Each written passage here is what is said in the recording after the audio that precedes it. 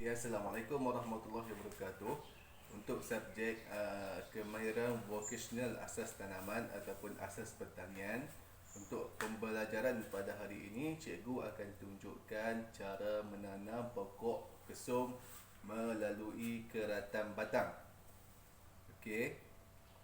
Ada beberapa kaedah tanaman pokok kesum sebenarnya, tapi cikgu menggunakan kaedah yang paling mudah untuk murid-murid, pelajar-pelajar untuk belajar. Okey, yang pertamanya cikgu nak tunjukkan dulu contoh pokok kesum. Ini merupakan pokok kesum yang telah matang dan tua, yang sangat sesuai untuk kita terus tanam ke tanah. Tapi sebelum tu, cikgu nak tanya, apa kegunaan daun kesum ni?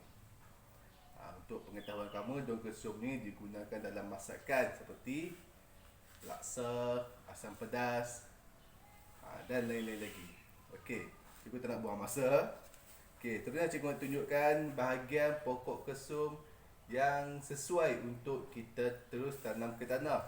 Yang pertama, mestilah pokok kesum yang batangnya telah keras dan matang, ataupun pokok kesum yang telah tua. Okey, yang pertamanya, seterusnya kita buang bahagian daun-daun kesum yang di tepi ni, buang. Tinggal hanya batang saja, okey. Okey, buang semua. Togelkan dia. Togelkan dia. Tinggal batang saja. Kita hendak mengambil bahagian batang saja untuk ditanam ke tanah. Okey, ini. Ini contoh batang pokok kesum yang telah tua. Okey, ini yang telah keras, sangat sesuai, yang telah matang untuk kita tanam ke tanah. Okey. Seterusnya, cikgu tunjukkan cara-cara menanam pokok kesum. Okey, apa yang kita perlukan? Mudah sahaja bahan-bahannya. Tanah ni boleh ambil di tanah organik ataupun tanah bakar ataupun apa-apa tanah yang difikirkan sesuai. Terusnya, air untuk siraman. Dan seterusnya ialah batang ataupun batang pokok kesum. Okey. Kaedahnya mudah saja. Yang pertamanya, rendam batang pokok kesum. Rendam di dalam air dahulu. Okey, ini contoh yang cikgu dah rendam semalaman. Okey, contoh. Okey, nampak dah ada akar-akar dia, nampak tu? Ni. Ini contoh yang dah tumbuh akar. Okey. Ini yang belum tumbuh akar. Yang cantiknya, kalau kamu rendam selama seminggu, akan menghasilkan akar-akar yang lebih banyak lah. Okey, ini cikgu hanya rendam semalaman. Walaupun semalaman, tengok ada akar-akar. Ini sangat cantik. Okey, seterusnya, mudah saja. Okey, keluarkan. Okey.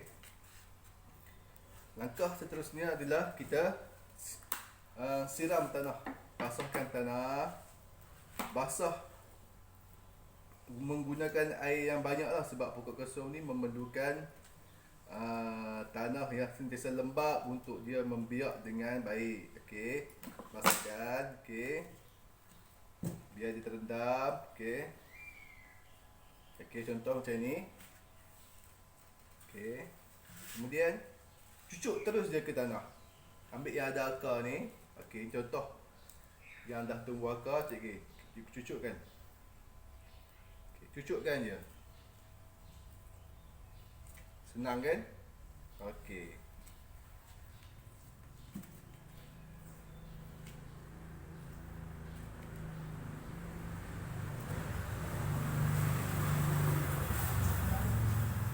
Okey. Nampak? Cucuk aja. Okey, selepas cucuk, lakukan siraman lagi sekali. Okey. Okey. Keadaan macam ni. Okey. Dah selesai, letak di tempat yang penuh kena cahaya matahari. Sebab untuk proses penghidupan tumbuhan ada 3, iaitu air, tanah dan juga matahari. Ketiga-tiga aspek ini perlu untuk menghasilkan tanaman yang baik. Kita letak di bawah teduhan matahari. Pastikan siram sekurang-kurangnya sehari 2 kali, waktu pagi dan juga waktu petang.